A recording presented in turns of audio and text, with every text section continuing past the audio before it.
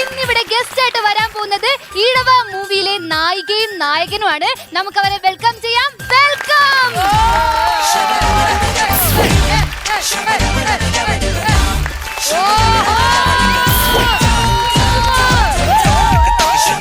Hi sir. Hi ma'am.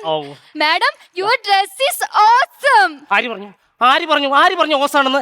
ഞാൻ എന്റെ കയ്യിൽ സ്വന്തം പൈസക്ക് അറിയാൻ മാഡം, മാഡം സുന്ദരിയാണെന്ന്.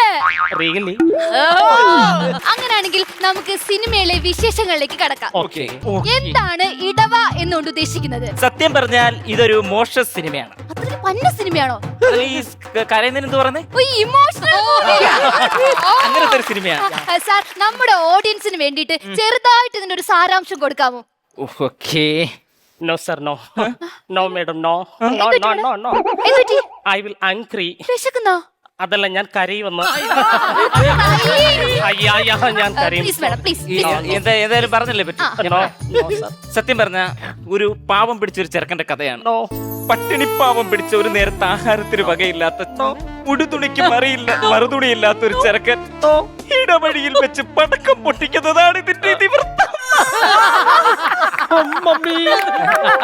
മമ്മി